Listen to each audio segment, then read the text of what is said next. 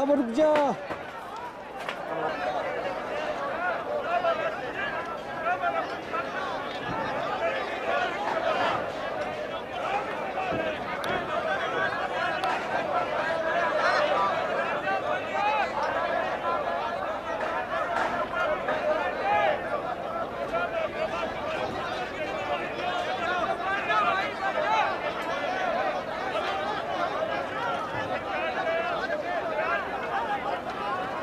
तो दर्शकों, संत रामपाल जी महाराज के अनुयायियों ने यह सोचकर अब की बार आश्रम को अपने हैंडओवर किया था कि शायद आर्य समाज के कुछ पदाधिकारी जो उपद्रव फैलाना चाहते हैं वो अब की बार उस प्रकार का कोई भी ऐसा काम नहीं करेंगे जिस प्रकार से यहाँ का हिंसा का माहौल बने। लेकिन एक बार फिर उन्होंने इस प्रकार की वानगी पेश की है कि हम किसी भी प्रकार का यहाँ पर ठंडा माहौल नहीं चाहते, और उन्होंने उसी प्रकार यहाँ पर एक बार फिर उपद्रव किया और पत्थरबाजी की। संत रामपाल जी महाराज के अनुयायी हमारे साथ बने हुए हैं जो 3 दिन से यहाँ एक तांडव देख रहे हैं। आर्य समाज के जो पदाधिकारी हैं उन्होंने किस प्रकार का यहाँ पर उनके ऊपर जुल्म ढाया। आइए उनकी मुख से सुनते हैं कि किस प्रकार से आर्य समाज के लोगों के द्वारा उनके ऊपर हमला किया गया और किस प्रकार से उन्होंने अपना बचाव किया और प्रशासन का उनके ऊपर क्या रुक रहा। सर, क्या नाम है आपका? जी, मेरा नाम मनोज कुमार है। कहाँ से आए हैं सर आप? मैं हिसार का रहने वाला हूँ।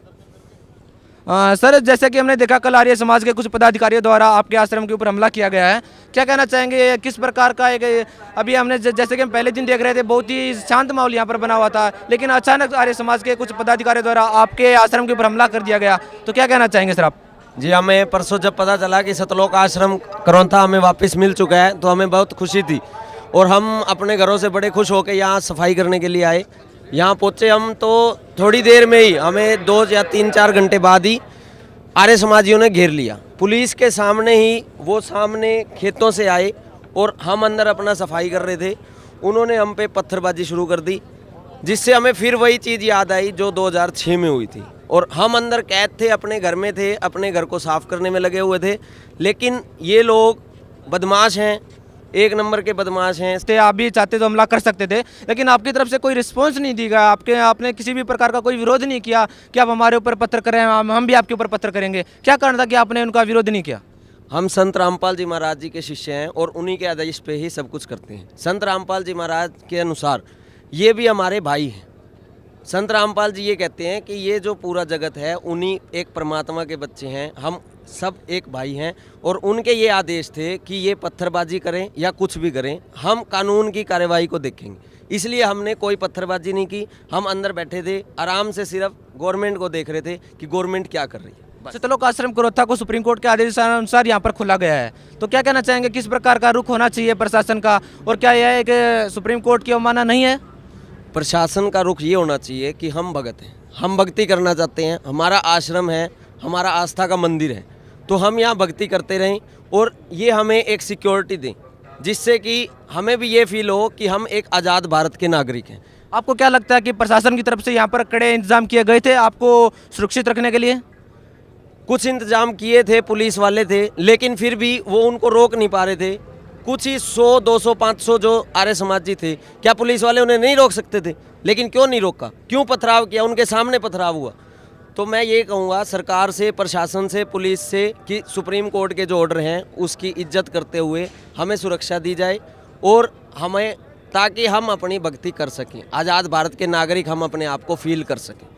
संत रामपाल जी महाराज के अनुयायी लगातार सतलोक आश्रम करौथा की तरफ कुछ कर रहे हैं, तो क्या लगता है आपको, क्या अब पुलिस प्रशासन का क्या रुख रहेगा? क्या आपकी मेजोरिटी को देख के, आपकी संख्या को देख के पुलिस प्रशासन उनके ऊपर कोई कार्रवाई करेगा, या फिर आपको लगता है कि संत रामपाल जी महाराज के आश्रम को दोबारा से प्रशासन के द्वारा सील कर दिया जाएगा? हम तो पॉजिटिव सोच रखते हुए इतना मानते हैं कि जो भगत हैं वो भक्ति करने के लिए आ रहे हैं और पुलिस वाले जो हैं वो हमारी रक्षा ही करेंगे। हमारी पॉजिटिव सोच है और आर्य समाजियों के लिए भी हमारा अनुरोध है कि वो अपने घर बैठे, वो भी भक्ति करें, परमात्मा का ज्ञान समझें। हमारे भाई हैं, हम उन्हें भाई मानते हैं, हम कोई दुश्मन नहीं है। जैसा कि कल आर्य समाज के कुछ पदाधिकारियों द्वारा करौथा में और डिगल में जाम लगा दिया गया था, आपको भोजन सामग्री किस प्रकार से उपलब्ध हो पाई, किस प्रकार से आप आश्रम के अंदर रह पाए, जरा आप बताएंगे हमारे को? 6 घंटे के लिए सब खाद्य सामग्री वगैरह सब कुछ रोक दिया गया था। एक बार तो ऐसा लगा था कि डीजल भी बंद हो जाएगा, लाइटें बंद हो गई थी, एक बार बंद भी हुई। बड़ी मुश्किलों से उनका प्रबंध किया गया गाड़ियों से डीजल निकाल के, और उसके बाद ये भी हो गया था कि शायद खाद्य सामग्री भी बंद हो जाए। रात को ये तो संत रामपाल जी की मतलब एक आशीर्वाद मान लो, पुलिस प्रशासन की तरफ से कुछ नहीं हुआ, संत रामपाल जी ने जो आशीर्वाद दिया हमें परमात्मा की आज्ञा से, ये पता नहीं आर्य समाज जी कैसे गए यहाँ से, जिससे हमारे ये खाद्य सामग्री दोबारा से चालू हो पाई। नहीं तो हमें ये लग रहा था कि अब फिर वही 1 या 2 दिन हमें भूखा बैठना पड़ेगा, बिना लाइट बिना पानी के बैठना पड़ेगा।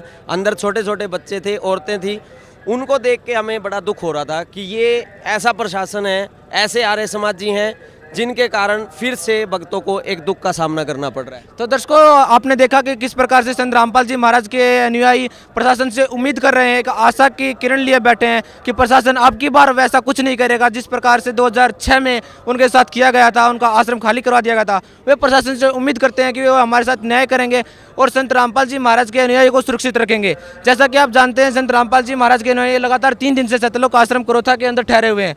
उनके साथ कुछ नवजात बच्चे भी हैं, महिलाएं भी हैं। उनको किसी प्रकार की कोई खाद्य सामग्री कल रात से नहीं मिल रही है।